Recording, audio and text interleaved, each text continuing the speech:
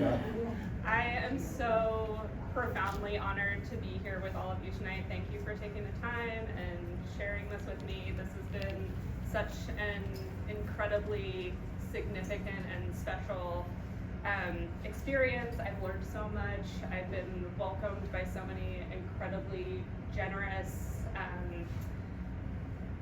creative, innovative, advocating humans. Just I can't say how honored I am. Thank you for being here. Okay, so this presentation is really going to give you kind of a narrative arc of how I became a curator, what my curatorial praxis is heading towards, so what shaped me, where I'm heading, and I would love it if you would interject, ask questions later, and if you need me to speak up, just go like this, or slow down, which is probably actually going to happen, just be like, shut. Okay, so let's get started. Visual anthropologist, exhibition maker, which is a term I've named myself this, and I proclaim this really proudly. And then curator of craft art and design. I specialize in post-war and contemporary, so 1945 to present. And I also am an art writer. I write for magazines sometimes. I do lots of kind of commissioned catalog essays. I'm not going to delve too deeply into that part of my life. Okay, so visual anthropology. I started my undergraduate experience as a maker. I was an assistant in the theater costume shop, and that was my work study job all through college. I made garments all growing up.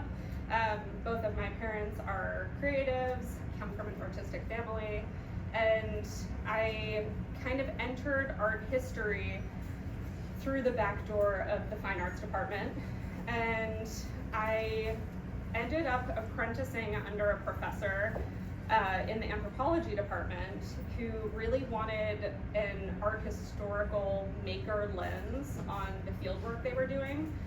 This was off the coast of Georgia, the state, and they were uncovering all of this incredible kind of material culture from this site, and they wanted some art historians and people who are kind of used to analyzing objects to help them figure out how certain things were made. So here you can see we are doing experimental archaeology. We're trying to figure out how some of the kind of architectonic features and walls were woven. So we were physically weaving in this space and trying to figure out how some of these things were built. We actually got written up in the New York Times. Techniques, Skills Unveiled. I just love that title. So we were doing dugout canoes. I was mostly focused on fibers and textiles, and that kind of honed in this interest in examining the material culture of our world through kind of a social lens. Then comes my graduate experience. I went to Oxford specifically to study under Marcus Banks and do a thesis that was really based on this man, Alfred Gell's theories about art and anthropology. And what he is positing is that art objects, all of the paintings in here, are agents in our social fabric. They're not passive things just to be admired and looked at for their, analyzed and looked at for their kind of aesthetic qualities, but they really are pushing into our social fabric in a really, active way. And so that was really exciting to me. Thinking about art as a technology in our culture that is, I feel that all the time when I'm in a space that's really intentionally designed, where there are artists who are working on developing the experience. It feels much different than being in a kind of corporate space, right? And so I was really interested in thinking about that kind of through an art historical lens. So Alfred Gell's theory really starts with him examining this Trobriand Islands canoe, and it has this incredible carving on the front, this incredible adornment, shells. It's like this really dazzling display, especially when it's on the water and it's kind of refracting all of the light off of the land and the water and the sky. And what he says is that in this context, it was a war vessel. It was almost this disorienting feature of the canoe. So people who would come upon it would just be like disoriented, freaked out, maybe on the water, hadn't kind of, a little dehydrated perhaps, and then they're starting to, it has this other function, right? It's disorienting the opposing, the warring enemy in this case. So he uses this as an example, but then traces it all the way up to contemporary art and Rothko and like art objects that move us or have an emotive technology and are really pushing back into the social fabric. So that was so exciting to me. This is a show I just opened a few days ago, like the day before I flew to Hawaii. It is a solo exhibition of Roberto Lugo, and he is a really celebrated ceramic artist. And what he's known for doing is borrowing all of these references from the art historical canon, but recasting the figures who are painted on the sides. So we have a Greco-Roman amphora, but it's a Selena concert on the side, or it's Dennis Rodman and Tupac and Biggie, and so kind of inserting cultural figures who may not have, been on such kind of elaborate, been kind of commemorated in this kind of way. So what I think this work is doing is, it is visually stunning. It has all of the kind of complexities of the iconography, of the painting, the mastery of the skill, but it's also making us question who's included in the canon, who gets put in museums, what histories are remembered, and why. So I see a pretty clear connection between this work. One of the first projects I did in graduate school under a professor was called the Great Box Project. I worked at the Pitt Rivers Art Museum, this one on the very right photo. And this museum is bizarre. It's a museum about museums. It's like a time capsule. It's very meta, and it's like, this is the way in which humans developed ontologies, figured out, tried to create bodies of knowledge. They got all these objects from all around the world and tried to make sense of them. They put them in order. They tried to figure out who was the most civilized. Very fraught. And what we were doing as the kind of contemporary voice in that space was saying, this is how they did it. This is why that was an unfounded way to approach material culture. And so we were kind of inserting contemporary didactics in that space. The Pitt Rivers Museum? What? The Pitt Rivers Museum. It's bizarre, yeah. Where is it? It's in the UK. It's in Oxford, right outside of London. And so they have these incredible collections from all over the world. This is a Haida box from the Pacific Northwest indigenous community, and what Laura, my professor, was interested in was, one, repatriating some of these objects back to the communities they came from, and two, making sure the communities had access to the objects.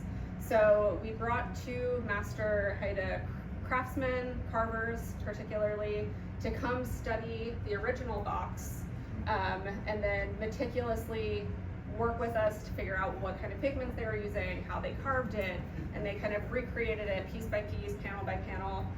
They were there for a couple of months. And then that object went back to the Haida Nation and is used as a kind of a teaching object in carving schools and in craft contexts. And then we're still working on getting the original piece back there, but it's kind of one step forward. So it was really interesting work.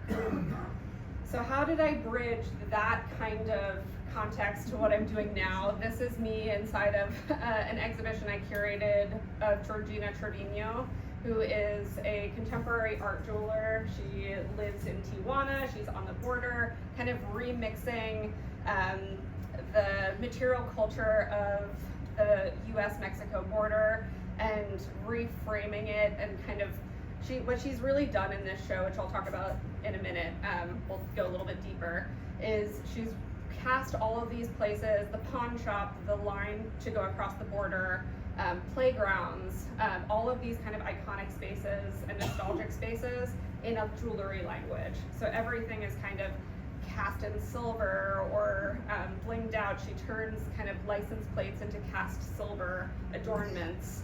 And so I wanted to show you what I'm working on now, and kind of why craft. So I'm the chief curator at Houston Center for Contemporary Craft, which is a Kunsthalle. We do not have a collection. And what's so wonderful about that is that we can be very responsive to things that are going on. We don't have to, be tethered to a collection. And craft felt like this natural discipline for me to come into with all of my background. I define craft as any creative output that pays particular attention to process, materiality, skill, and tradition. I like this expansive definition because I like playing with what I can get away with, including in craft, and using craft as a lens to look at contemporary culture.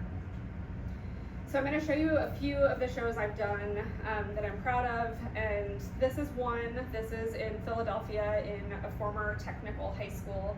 It had just closed, and it was one of the few remaining kind of school environments that was teaching handicraft and hand skills.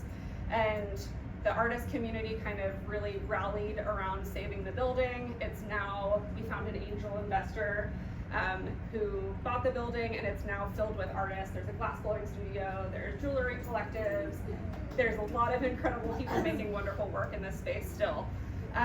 So before all of that happened, I wanted to stage an exhibition in there, and this was for the American Craft Council. This is their Emerging Voices Award winners. So we have Raven Half Moon in here, we have Lucy Jockle, Marissa Finos. It was a really incredible show. It was also in the women's gym, which was amazing because it was all femme identifying artists. This is another show that I did in a commercial context. This was at Spring Break Art Fair in New York City. They staged this art fair during freeze, and it's whatever commercial buildings are up for lease and are just empty at the moment, they fill it with curators and artists. So we don't actually know what the space is going to be like until like the week of. This was in the Calvin Klein offices, and so there was still desk furniture that was just filled with kind of detritus from this kind of corporate work environment. And I got an office that was filled with a bank of windows. So I needed to figure out how to invent wall space, wall hanging space, how to deal with this crazy, terrible fluorescent lighting and checkerboard floor. So this is showing some of the ways I've used kind of costume and theater design in my exhibition, my approach to exhibition making. So we used theater scrim to kind of diffuse the light, and kind of suspended all of the work from monofilament, and then covered the floor, which it was a great thing actually, because this show is about grid work, and the grid is the foundation of weaving and Werner Werkstätte and all of these kind of wonderful craft and design movements. So the grid actually worked. Here's some examples.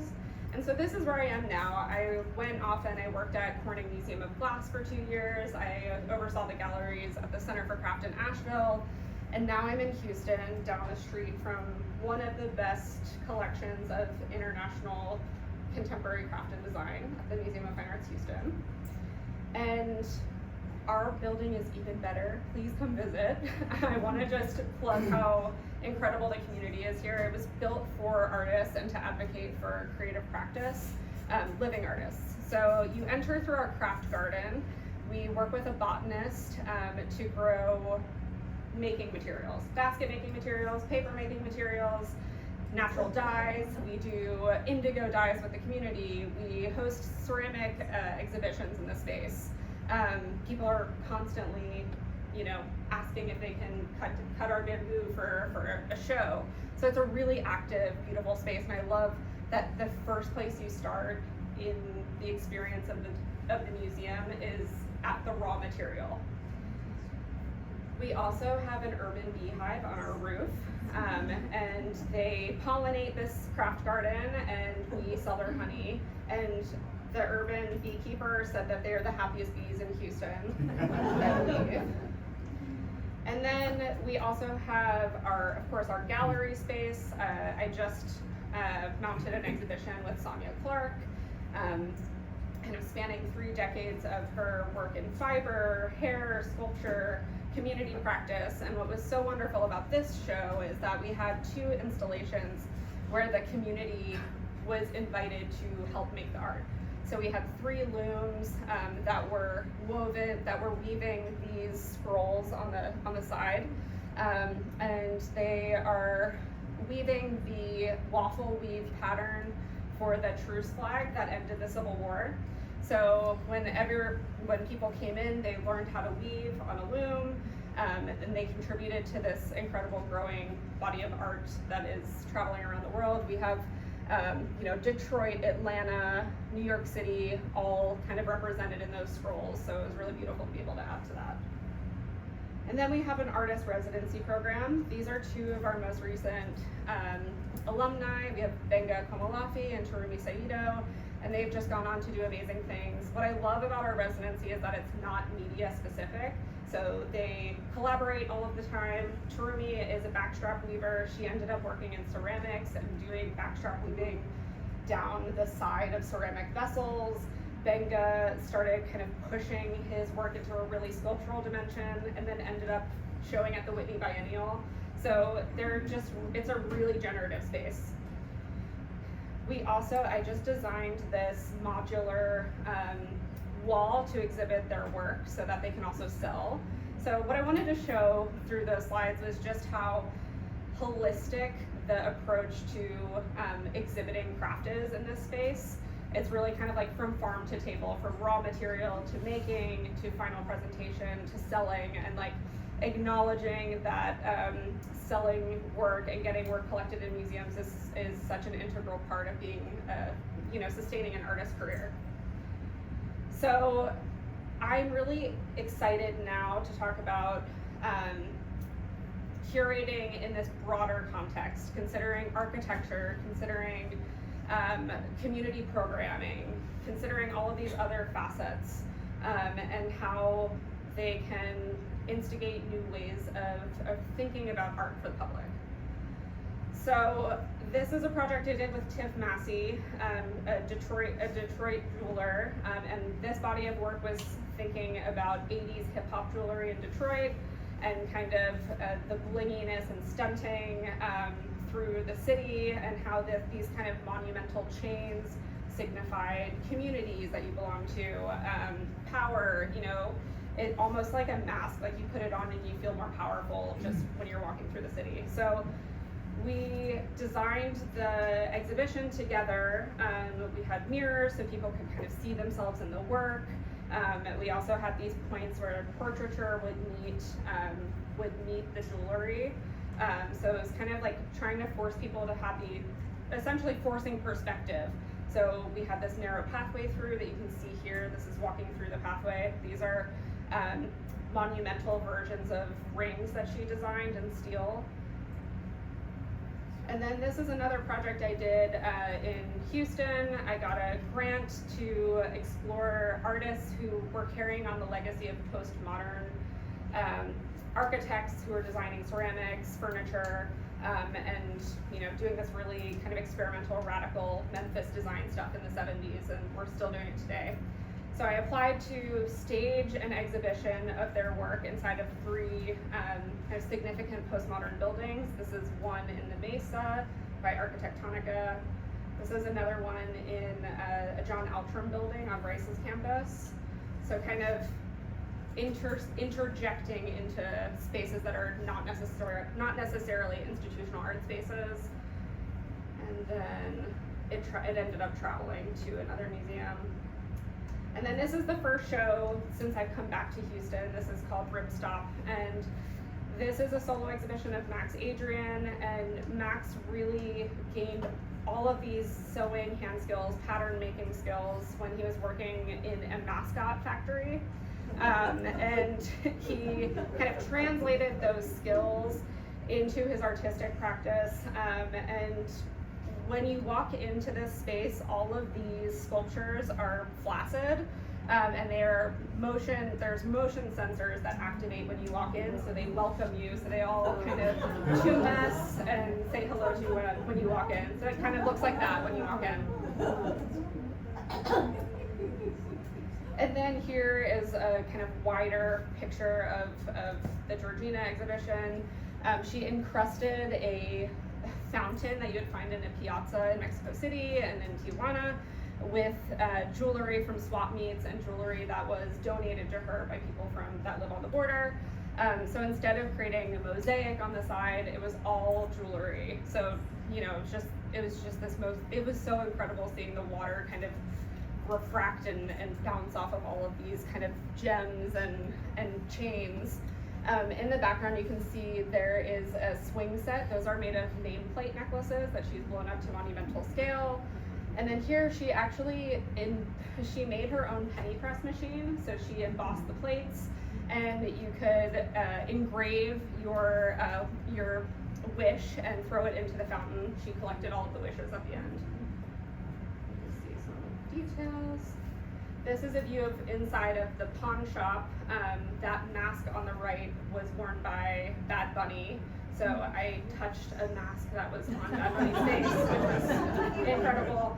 And all of these objects were hand carved. You can see the Carnita signs. She's translating kind of hand painted signage that's on taco trucks and all over this one city that ended up being kind of like whitewashed by the public works, like the civil works in the city. They ended up painting over all of the hand-painted signs. So she did this documentary project where she went around, took photos of all of it, and then carved it in wax, and then you can see it in silver here. Okay, so what does being an exhibition maker mean?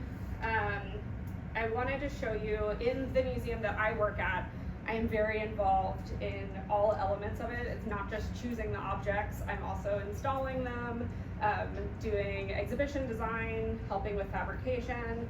So I wanted to show you a little bit about like what a day in the life is like. So it usually starts as something like this, like a spreadsheet, and trying to comb through tiny thumbnails of objects and draw out thematics that are really profound. And then reflect all of that information onto a floor plan. We use all accessible exhibition design guidelines, make sure that everybody can kind of see it and access the work. And then it's hand drawn, then I kind of do like a rudimentary sketch of the gallery. And this is what I keep showing this slide because I want our director to invest in a model maker. This is at the Manila collection. They have, I think it's 1 to 12 scale versions of every single gallery in their museum. They're on casters, and they have a dedicated staff member who's an artist who makes miniature versions of every work in their collection. Where is this? This is in Houston at the Minnow collection. It's incredible. Please, if you're ever in town, you must visit this. And they actually have these lenses that you can clip onto the edge of the galleries, and it shows you what it's like at scale. So you can see what the lighting's like. You can adjust all of those things physically on the model. But this is what I use, which is a version of SketchUp and CAD and InDesign. This was me figuring out how many strips of silver laminate paper we needed for this show to make all of the walls reflective. And then this is a kind of campus map of a show I curated called Designing Motherhood. I adapted a version of this exhibition.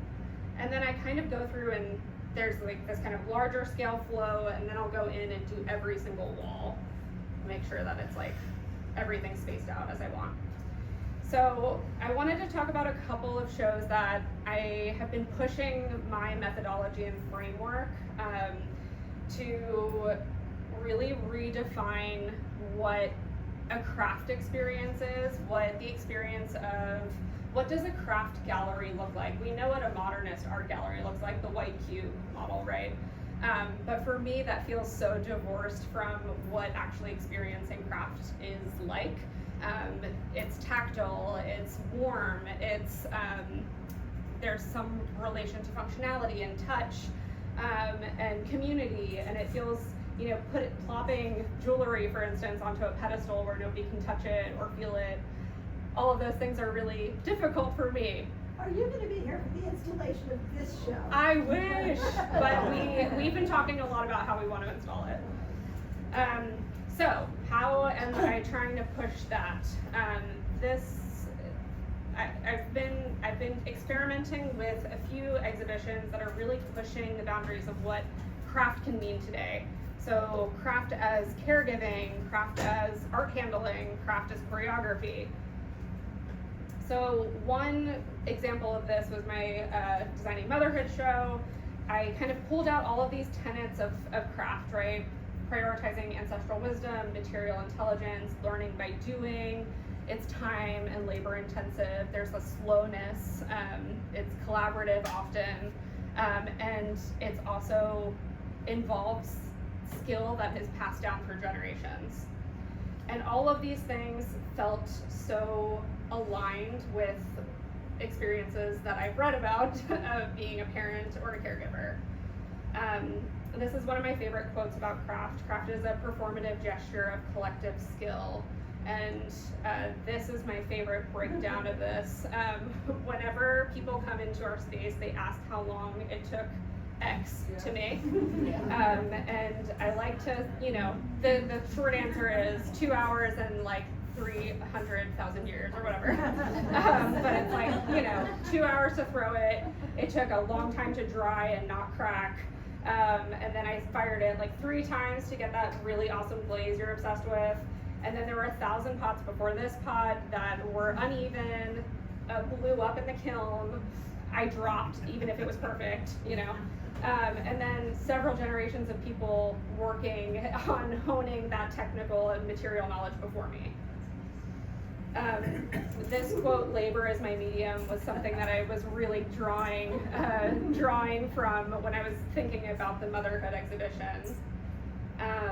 And the original show was based off of this book that was published by MIT Press, and they showed it in a medical history museum context and in a purely design context. So things like nursery bottles or IUDs or monitorers. And what I really wanted to inject was the hand and craft into the show. So I wrote to the curators, Michelle Miller-Fisher, Amber Winnick, and asked if they would be open to me expanding the exhibition and focusing it on craft. And they were super down, and we developed it together. So it was everything from kind of handmade rattles and pregnancy prototype garments to hand-woven delivery blankets and hand-crocheted lactation feeding kits that are made by midwives, and baby carriers, which are used all over the world and look very different, made of many different materials. And then, of course, there's contemporary artists like Allison Carney Moses, whose incredible piece, My Belly, was in the show. And it's actually from a series called My Black Body. And this piece is so incredibly, it's so incredibly skilled, right? It's all of these bent pieces, you know, steam bent pieces of wood, tracing the contour of her pregnant belly. But what's so beautiful about it to me is there's all of these striations on the front. It's like splitting apart when you look at it. And she told me that it was based on her experience of giving birth, and all of the muscles in her abdomen split apart. She had to have corrective surgery. And now she walks around and she feels the pull in her body every time she moves of her giving birth to a new life. And it changed her body forever and the way she experiences her body forever. And then this piece on the right, Amy Corin, she dried her breast milk, and it was like in powder form. Then she set it in resin beads. And what I love thinking about it in a jewelry context is, you often think about the most valuable materials, right? Gemstones, mother of pearl, And for me, I think juxtaposing that with something made of breast milk, which is life-giving, ephemeral. You know, all of these things, it's hard to learn how to get sometimes. It takes practice. I think that was such a beautiful juxtaposition for me in terms of the material.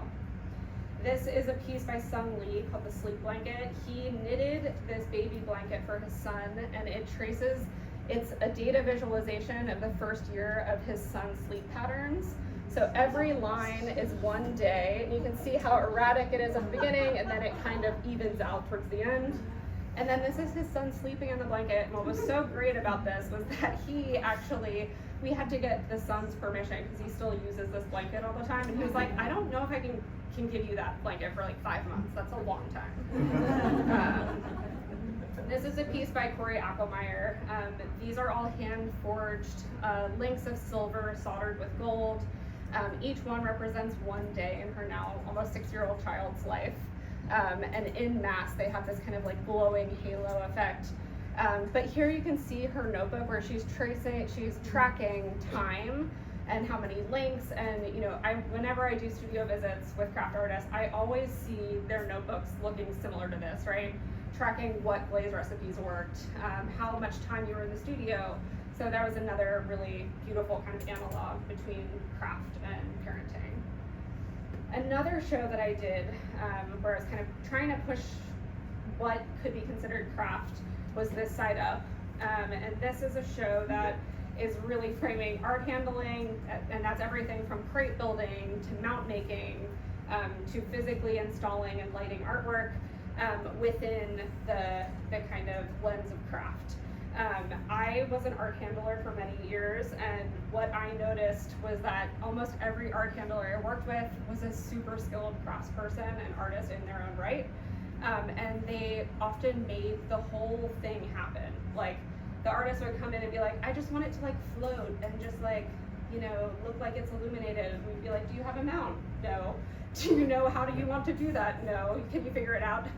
So there's this kind of like material sensibility and kind of problem solving that I feel like is really key to craftsmanship that was really present in art handling. So what I wanted to do with this show was really kind of turn an exhibition inside out. So it looked like it was in the process of being built, like the walls were almost like in the process of being built. I actually matched all of the wall colors to like the cardboard color side of a drywall, and then the plaster side of drywall, but it's all kind of, it's an illusion. We didn't actually break into the wall.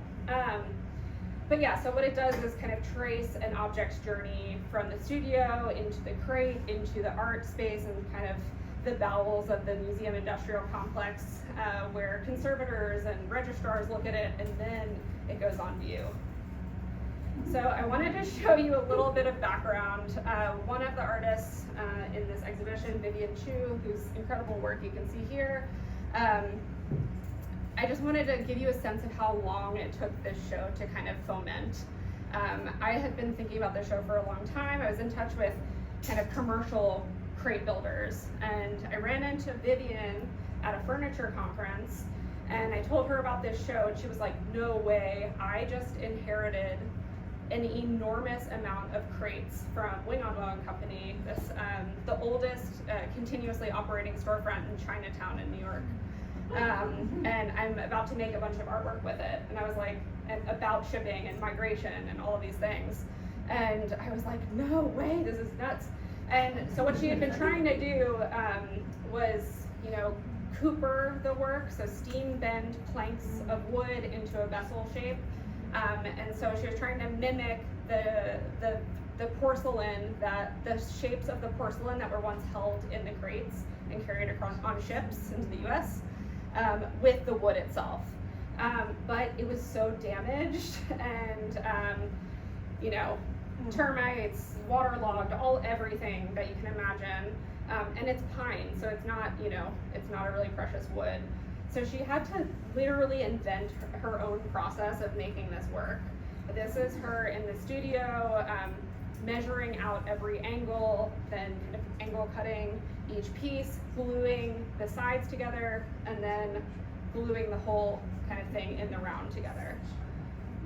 Not using computers or CAD or anything. This is all like hand measured, incredible work. And so that first Zoom call was the first one that she finished, and she was like proud of it, and we were like, yes, it happened, you did it. So we were the first institution to show this body of work, which was really special.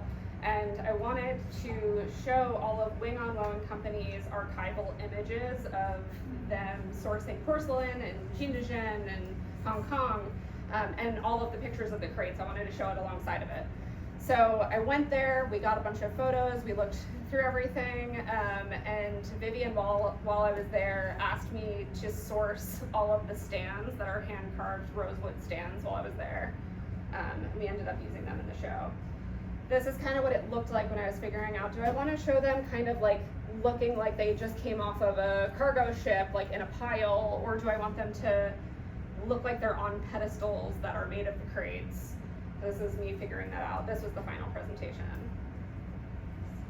The second artist I reached out to was Adam Manley.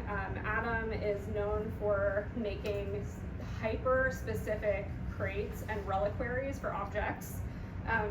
And he had just started this body of work called From the Vault, where he was making hyper-specific, like meticulous, tedious crates for mundane objects that like don't need to be crated, as a commentary on, you know, what we value, what gets this kind of like, princess treatment through space and time and is cared for in perpetuity, right?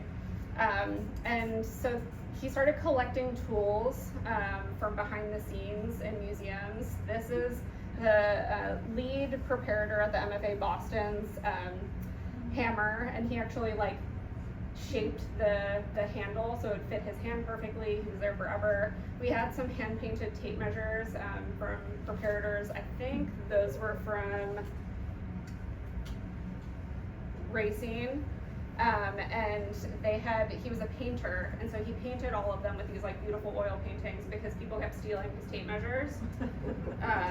And so I went cross country and picked up all of these beautiful birch crates that were so gorgeous. It was like such a joke because we would never put those in the mail, right? Like normally the crates are just meant to be banged around, but they were so gorgeous.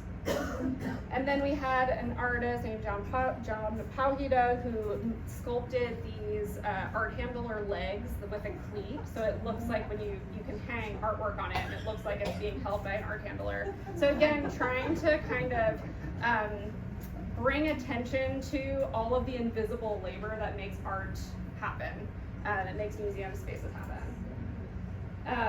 The last artist that was in this, that I kind of commissioned site-specific work for this show from was Willem de Haan, based in the Netherlands. And I knew this body of work. Actually, I should also preface this, all of the artists in this show have worked as art handlers or art assistants and have been involved in installing artwork as well. He is a famous art handler in the Netherlands and in Western Europe, and he was asked to do a solo show, and the curator sent him this hand-drawn version, was like, can you just fill up this basement space? It's about this big. And they let him do anything. What he showed up with that day was a clay version of her drawing at scale on these like hyper-specific pedestals. And so when I approached him about doing something for the show, he asked me to send all of my drawings and all of the kind of like behind-the-scenes labor stuff. And then this is him in the space before anybody else got there, making a grid so he could do a scale version of drawings and in clay on the ground, and then also build this tape measuring curtain. So again, kind of poking fun. You could put something under there and measure the space around it. But yeah, just and then it has like infinite openings and like infinite possibilities of how you can kind of carve out the open space. But the kind of extended community reach that I wanted to do for this show is really special. We hosted frame making workshops with framers at the various museums in town. And then when all of the artists were there for install, I got all these behind the scenes tours for them of conservation labs, and kind of other prep rooms at the Museum of Fine Arts and the Manil and the Contemporary Arts Museum, and here they are all geeking out about like tools that they had. And then the last two things that I wanted to bring up, we also produced a credit wall, and I wanted to show the kind of like last punch before you left the show was how many hands it takes to put a show on, and really usually to make a great piece of work or any kind of installation. But you know, everybody from the fabricators, the framers, the shippers, anybody who translated, graphic design, like anybody who touched the show, I just wanted to show the immense amount of labor it took. And that we have continued doing after this show. So that was something that came out of the show that we're still doing, and kind of making sure that people in the museum space that are normally invisible get credit for their labor. And then Art Handling Olympics. It was something that happened in the late 2010s in New York City, and it was a bunch of kind of really riotous, wily art handlers who got together and wanted to make up all of these Olympic events and compete with each other. And some of them included holding like a cast 2-ton steel painting all together and then having a curator yell at them to move it like 1 centimeter left or right. And just really funny things like that. So we hosted the first version in Texas, and we came up with similarly ridiculous events, one of which was making a crate out of scrap pile, like recyclables, for a piece of porcelain, and then we threw it off the roof, and we graded them based on the packing style and then like what survived. So again, the kind of like broader extent of like what an exhibition can be. It can be fun, it can be community driven, it can be playful. And this is a show that I haven't done yet, but I wanted to give you kind of a peek behind the process of what I'm thinking about. This one is kind of doing something similar, but framing choreography and showing how kind of embodied movement is so inherent to every craft discipline. The kind of skilled way that you move your body to, you know, to shave wood down or to blow glass, where you need to be kind of in choreographed movement with other people. And kind of drawing out those similarities. So some of the works that I'm thinking about are the B team, who actually worked with choreographers in New York City in the 90s and did glass dances. So, you know, glass blowing is like the perfect example where you have a whole gaff team, you cannot blow glass alone, you have to be in synchronized movement, sharing breath with, you know, with your colleagues to make it happen. But here you can see the kind of like dancerly streams of molten glass and, you know, them working together. This is a piece by Lodi Cardus, who's an art jeweler, and I love this piece. It's a giant room-sized pearl necklace, and it only becomes the pearl necklace when the dancers fill the pods and do this great dance. And this is a piece by Hannah Gartside, who's a wonderful fiber artist, but she started her career as a choreographer.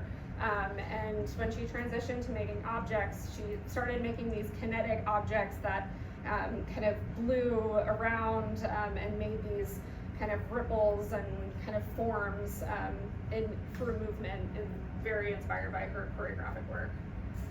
And all of this kind of came about because of this lecture I gave at the Baltimore Jewelry Center called Making Moves, and thinking about the quality of jewelry and adornment in particular, where it's always collaborating with the body, which is in movement.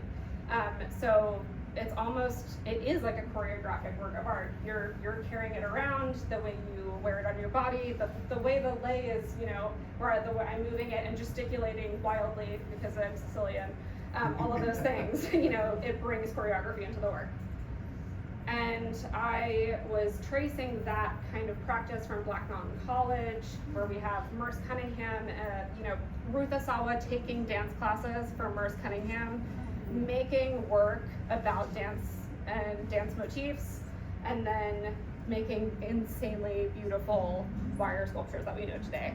And then this is her granddaughter, who is a dancer, who also collaborates with fiber and does like fiber performance.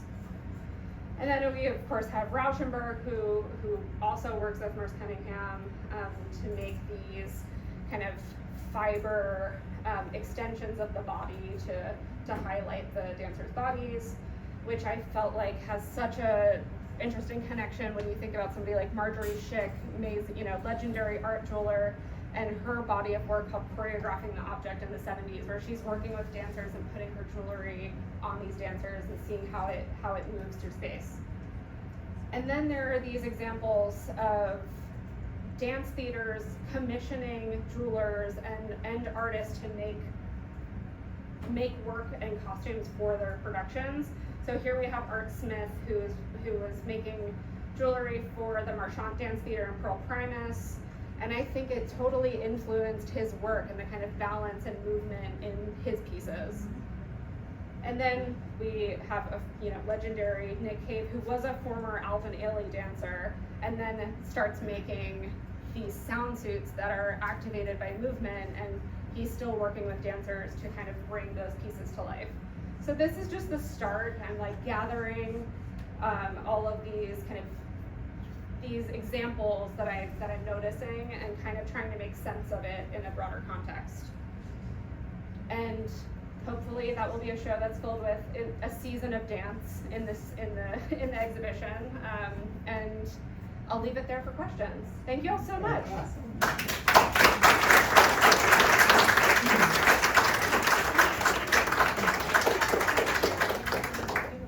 Any burning questions or riddles? How long does it take for average, more or less, exhibition to be from the moment of yes, do it, to the opening? It's a great question. Can you repeat the question? Yeah, the question was, how long does it take from kind of conception to a final exhibition? How long does the planning take? A long time, yeah. 1,000 years. Yes. So for us, we're on a calendar of about like 3 years out. But some of these shows, like the art handling show, I pitched that show like 7 years ago. And it just didn't have the right home yet. And I'm glad that it didn't happen earlier because there were so many amazing new bodies of work that were included. So I think sometimes show ideas find the right institutional home later on. Like, anyway, that's my personal philosophy about it, because sometimes I talk to curators who are like, I've been working on this show for forever, and it's like it's not getting, picked up by my institution. They don't want to support it.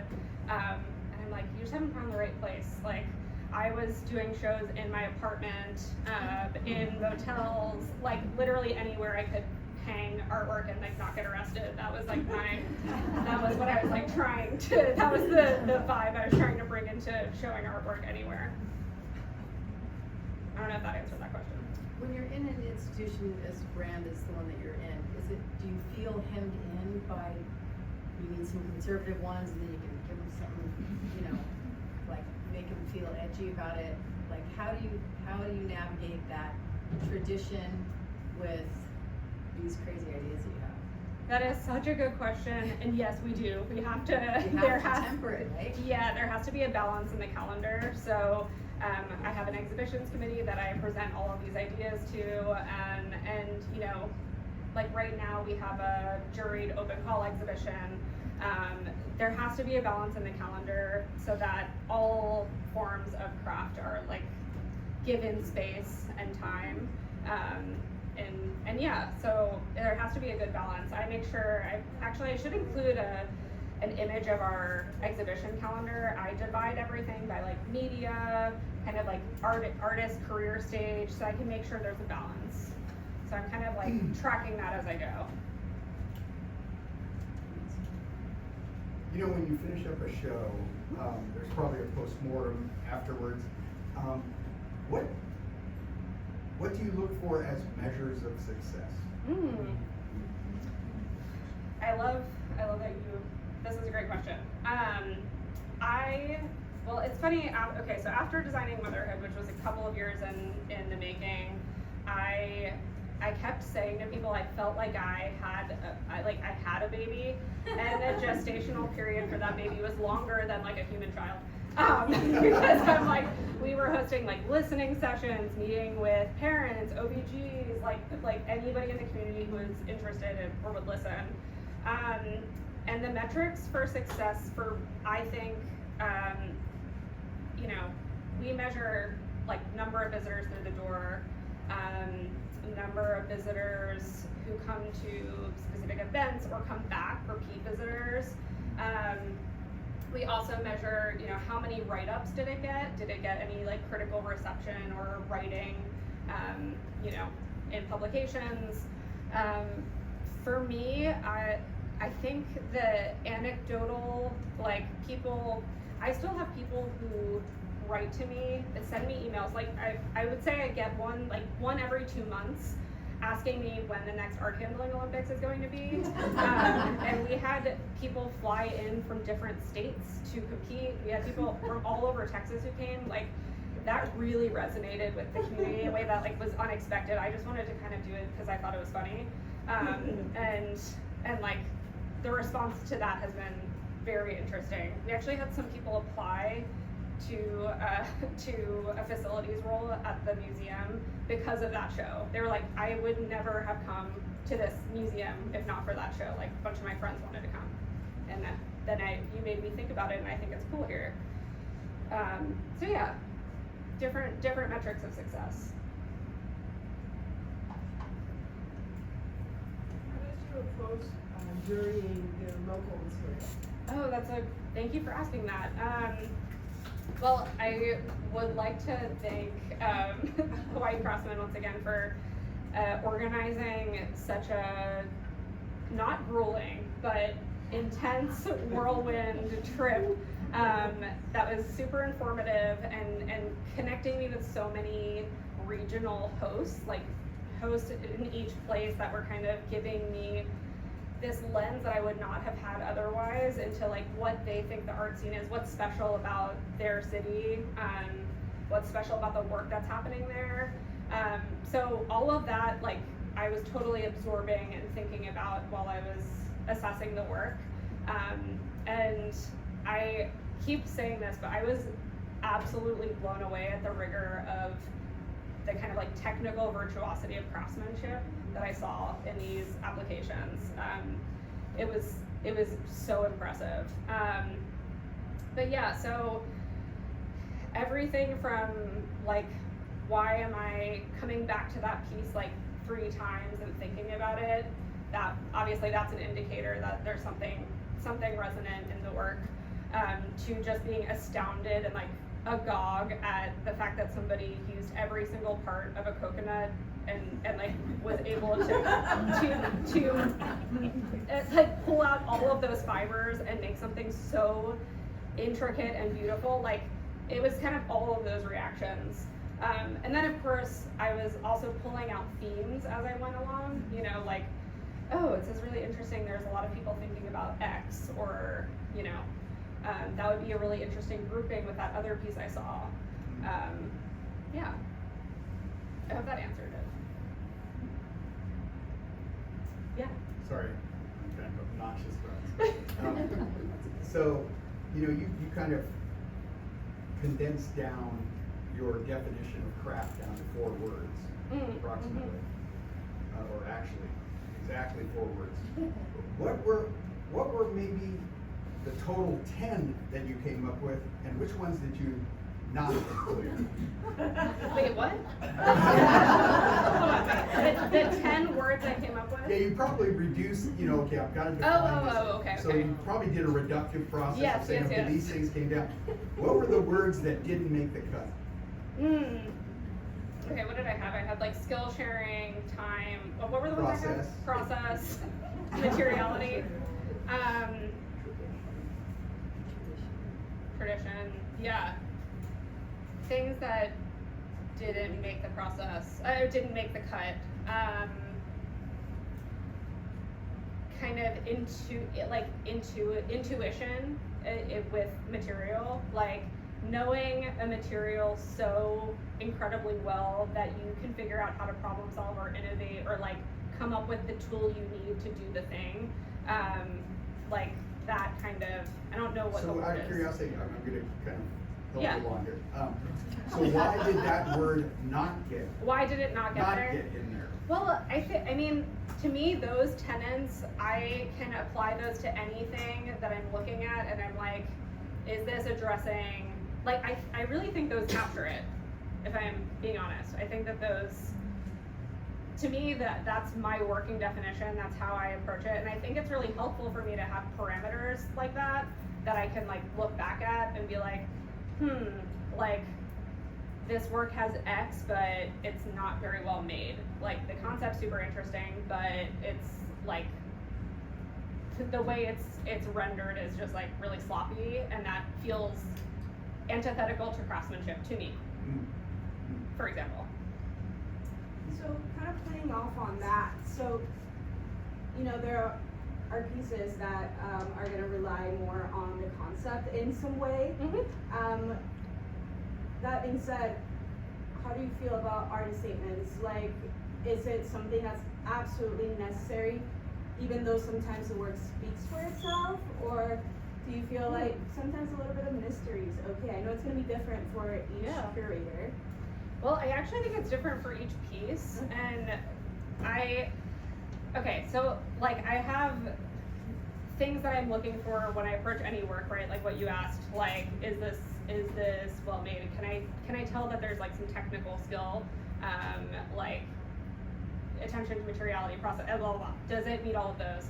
If it does, that's like 10 out of 10 just in this column, but it's like, does it have an incredible concept? Is it making me think?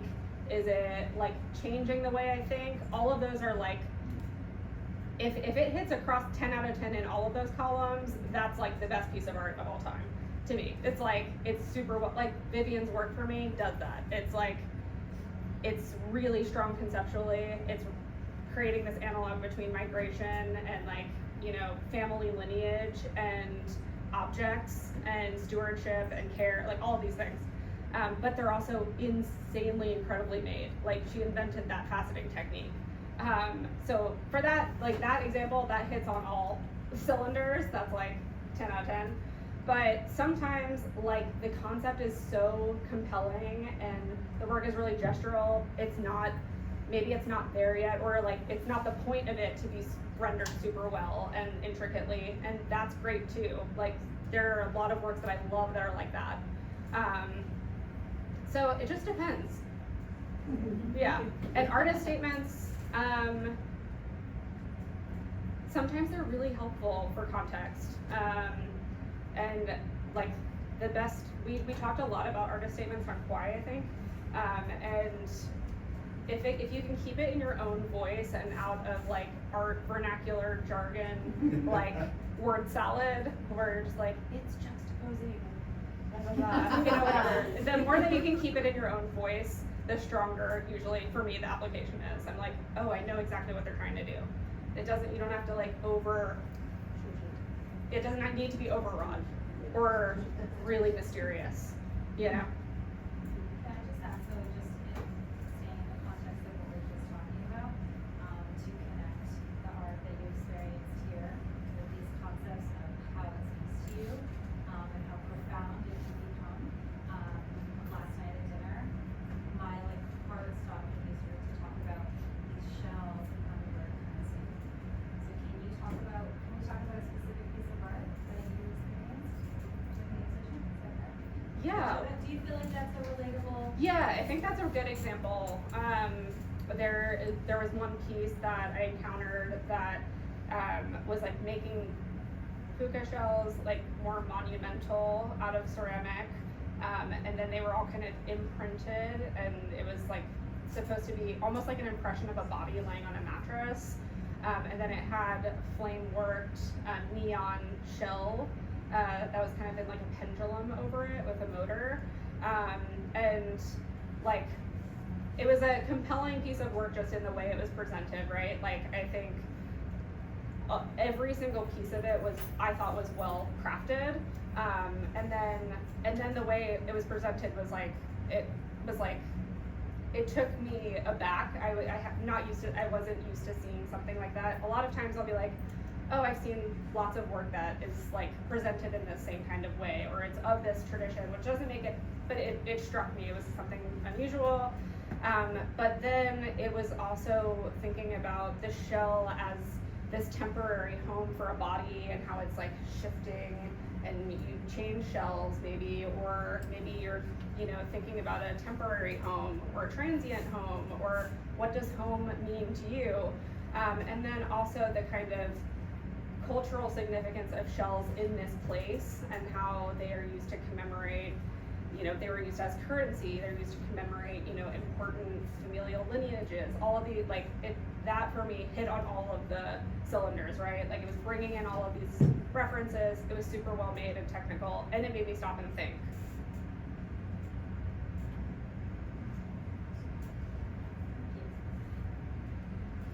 How about some advice? What is, we are, like, you know, we're all, you know, want to be artists, and like, when from you're dealing with artists out in the regular world, what works? Okay, well, I mean, I think,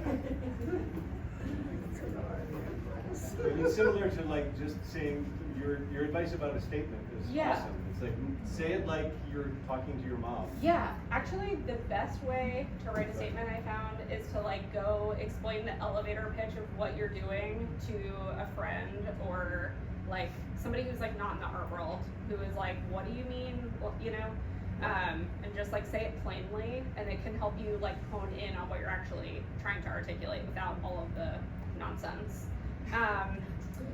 But I think if you can imprint your singular perspective, like, it can be the most masterfully made piece of X, but if I don't see any of you in it, it's hard for me to relate to it. Like, it could be anybody, you know what I mean? Like, if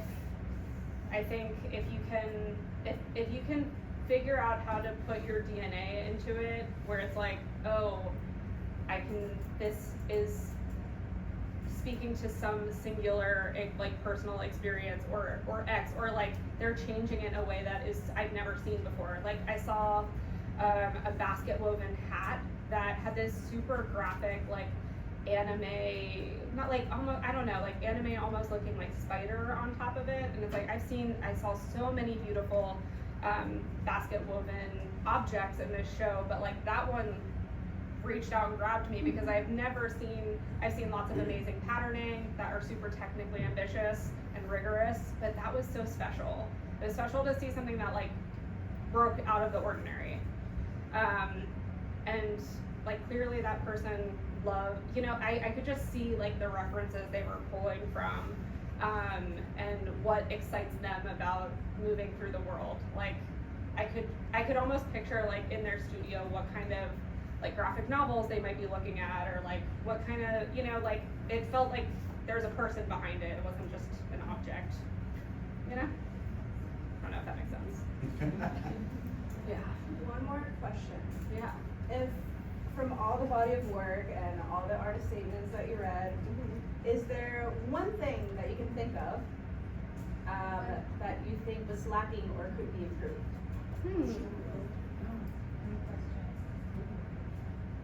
I know it's hard, I'm sorry. Yeah.